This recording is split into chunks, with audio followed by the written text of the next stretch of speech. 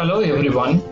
I warmly welcome all of you to my presentation on developing your listening skills.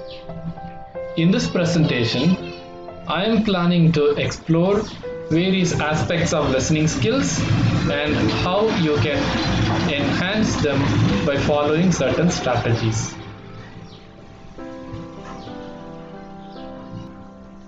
Before I move on to the main content of my presentation, I would like to have a warm-up activity for you. Can you find out 10 words that are related to sound from this word grid? I'll give you 15 seconds.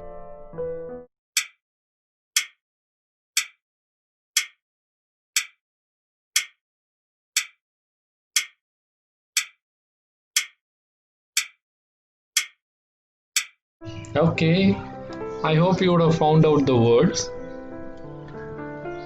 These are the words: scream, loud, hear, ear, murmur, silent, listen, audio, noise, and quiet.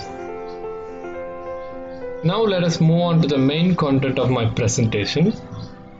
We'll first try to understand what listening is. Listening is the ability to accurately receive and interpret messages and understand it clearly. If you look at the definition very closely, you will be able to find out three different elements that are involved in the process of listening. Number one is accurately receiving information. Number two, interpreting the information. Number three, understanding it clearly. So in order to listen effectively, you need to accurately receive messages from others. And after receiving the information, you need to interpret message. Like you need to understand the mood of the speaker, or the purpose of the speaker, or even the context wherein that particular utterance was said. Only then you can understand the message clearly and effectively. Why is listening so important? Because listening occupies 45% of the time adults spend communicating. As you see on the pie chart, speaking occupies 30% of the time we communicate with others, and reading 16%, writing 9%, whereas listening occupies 45% of the time that we spend with others communicating. And there are some more reasons for which listening is important. Without the ability to listen effectively, the messages that we put across to others are easily misunderstood. As a result, communication between you and the other person breaks down. That might in turn affect the relationship between you and the other person. So listening is very important because inability to listen effectively affects relationships. Since the time of our birth, we have been listening to others. So why should we learn to listen now? Is there any need for learning to listen now? Generally, teachers and students often fail to give importance to listening in the classroom. We don't teach listening in an explicit manner. As a result, students do not know how to listen effectively. As a result, listening has become the most challenging of all the skills in English.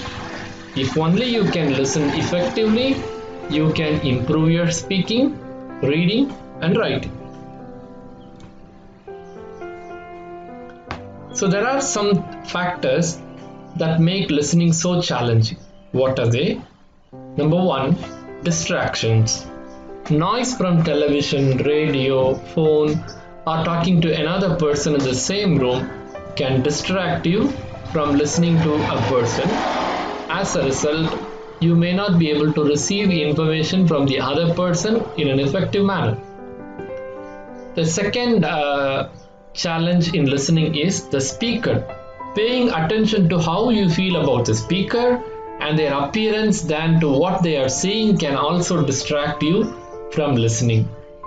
You might be distracted by the color of the shirt that the speaker wears, or how the person walks, or how the person speaks might distract you. So you may not be able to concentrate more on the content that the speaker is trying to deliver. Number 3, the content and the delivery. Sometimes you might be listening to unfamiliar topics, so definitely you will have difficulty in listening. Or the speaker may be too fast or too slow or not well paced or sometimes not audible or too loud, then you may not be able to concentrate on the content. The next challenge is the speaker's accent. The speaker's culture, vocabulary, idiomatic expressions, pronunciation, rhythm, intonation, and connected speech can also distract you. If you listen to a person who is from another country who has got a different accent, it would be difficult for you to listen to the person effectively. Your feeling at the time of listening to others. You may not be interested, or you might be sick, tired, sad, hungry, or thirsty. So obviously you may not be able to listen to the person effectively. The last challenge is your attitude. Your previous experiences with the person who's talking can also make listening challenging. As a result, you might be making judgment about the person who's talking to you, or you might be thinking of something else, so you may not be able to listen accurately and effectively. There are 5 basic techniques to improve listening skills. Number 1, guess the content. Number 2, listen for main idea. Number 3, identify signposts. Number 4, listen for details. And finally, find meaning. I'll be elaborating on each of these techniques in my further slides. Let me elaborate on the first technique now. First technique is guessing the content. When you listen to somebody else, try to guess the topic of a talk or the conversation. When you guess the topic, all the related vocabulary stored in your brain will be activated to help you better understand what you are listening to. So upon guessing the content, you will also be able to guess the kind of words and the style of language the speaker will use. The second technique is listening for the main idea. Try to get the whole picture when you listen. What is the main idea of the talk? What would be the one sentence summary of the talk? You try to guess, try to understand the main idea. The third technique is identifying signposts. Signposts in language are the words and phrases that people use in order to guide the listener coherently. So try to look for such signposts. These signposts connect ideas or indicate the transition in, the change in the ideas. For example, firstly, when the speaker uses words like firstly, secondly, thirdly, and finally, then you can understand that the speaker is listing out items that are related to a topic. And then if the speaker utters, let me summarize, then you can definitely understand that the speaker is going to conclude. So these signposts help us follow what we are listening to. There are some common signposts used in lecture. For example, when the teacher introduces the topic of the lecture, the teacher might use. Today we are going to talk about, this morning we are going to take a look at the purpose of today's lecture is, or even the subject or topic of my talk is, this is a signpost with which you can understand that the speaker is going to introduce the topic. And when the teacher explains the lecture, the structure of the lecture, the teacher might use, in today's lecture, I'm going to cover 3 points. And you can understand that the teacher is going to cover 3 main ideas related to the topic. Or I'm going to divide this topic into 3 parts. Then you can certainly find out, I understand that there will be 3 parts in the lecture.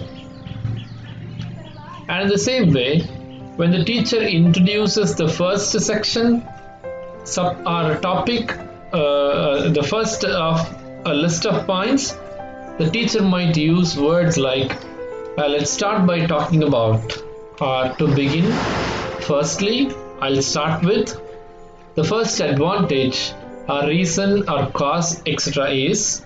If the teacher uses any of these signposts, then you can understand that the teacher is using explaining the first point in the list.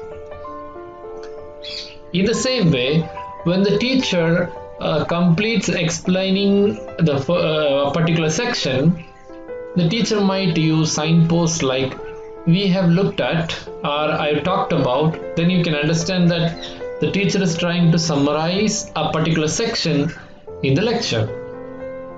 And at the same time, when the teacher starts a new section, the teacher might use a signpost like let's move on to, or I now would like to talk about, or the next issue that I would like to focus on.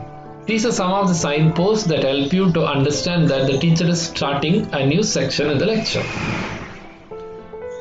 And in the same way, to signal the end of the talk or to indicate that the teacher is summing up, the teacher might use signposts like to sum up. So it is clear from what we have discussed today, or in conclusion. So the 3 main points that I discussed today are, if the teacher uses any of these signposts, then it means the teacher is going to conclude the lecture. The 4th technique is listening for details. When listening for details, you are interested in a specific kind of information, perhaps a number, name, or object. You can ignore anything that does not sound relevant. In this way, you can narrow down your search and get the details that you need.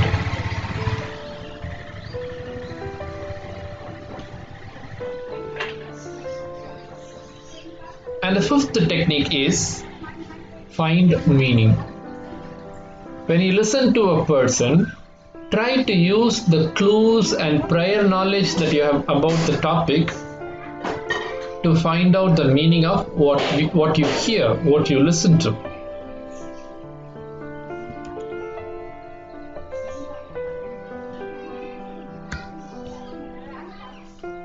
So the 5th technique is find meaning from what you listen to. So when you listen to a person, try to use the clues that is available in the speech, or try to use the prior knowledge that you have about the topic or the situation to find out the meaning of what you hear or what you listen to.